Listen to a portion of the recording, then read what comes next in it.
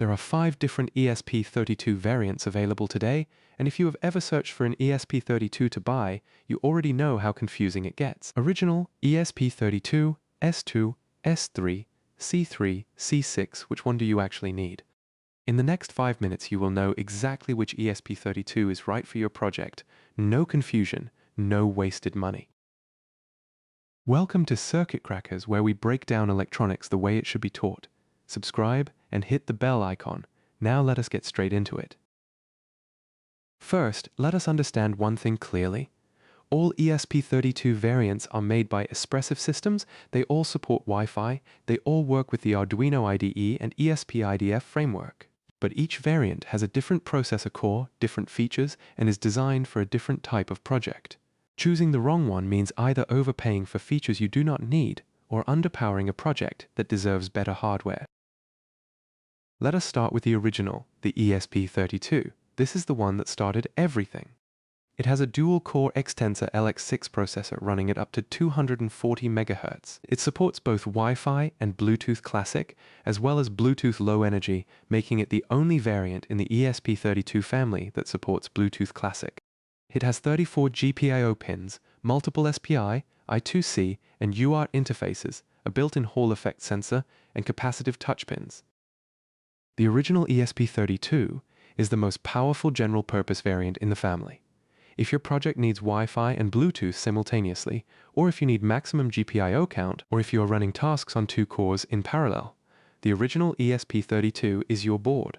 It is also the most documented variant with the largest community and the most available libraries. Next, the ESP32 S2. This variant dropped the dual core and replaced it with a single core X-Tensor LX7 running at up to 240 MHz. It removed Bluetooth entirely, both Classic and BLE. So why does it exist?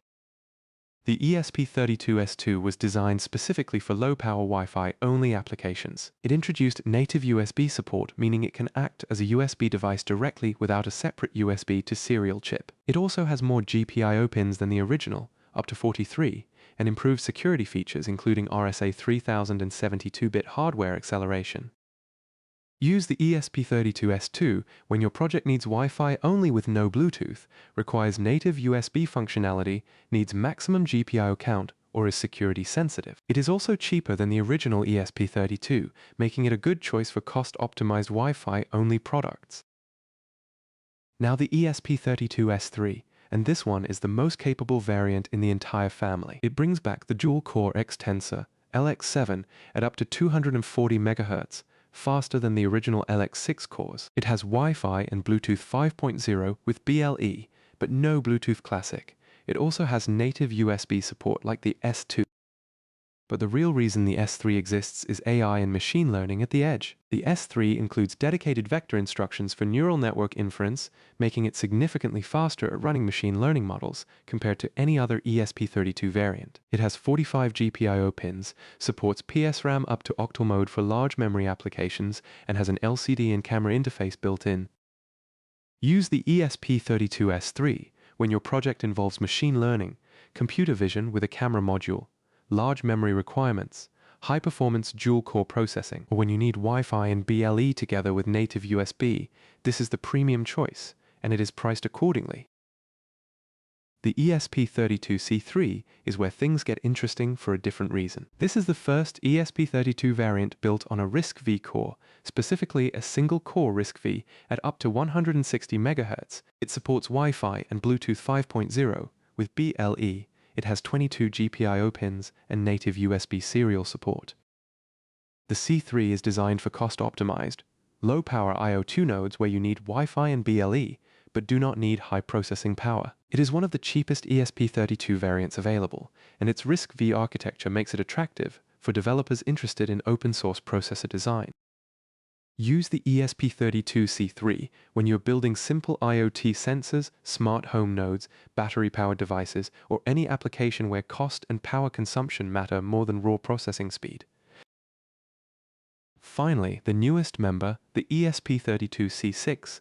This is also a single-core RISC-V processor, but upgraded to 160 MHz with significantly expanded wireless capability. The C6 supports Wi-Fi 6, also known as 802.11ax, the latest Wi-Fi standard with better speed, lower latency, and improved performance in crowded wireless environments. It also adds Thread and Zigbee support, making it the only ESP32 variant with native support for these mesh networking protocols used in smart home ecosystems like Matter. The C6 also has excellent low-power modes, making it suitable for battery-powered devices that need to stay connected to modern Wi-Fi networks or participate in Thread and Zigbee mesh networks. Use the ESP32 C6 when your project needs Wi-Fi 6, Matter protocol support, Thread, Zigbee, or when you are building devices for modern smart home ecosystems. Now let us make the decision simple. Here is a clear recommendation for each use case. If you are a beginner buying your first ESP32, get the original ESP32 dev kit. Best community support, most tutorials, most libraries, and handles almost any project you will build as a beginner. If you need Wi-Fi and Bluetooth Classic together, only one choice, the original ESP32. It is the only variant with Bluetooth Classic. If you need Wi-Fi only with native USB and maximum GPIO ESP32 S2, cost-effective and purpose-built for this use case. If you are building an AI, machine learning, or camera project, ESP32 S3. No other variant comes close for edge AI performance. If you need a cheap, low-power Wi-Fi and BLE node for a simple IoT sensor, ESP32 C3. Best value for simple connected devices. If you are building for modern smart home ecosystems with Wi-Fi 6, Matter, Thread, or Zigbee, ESP32 C6, the only ESP32 built for next-generation wireless standards. One board family, 5 completely different tools. Now you know which one fits your project.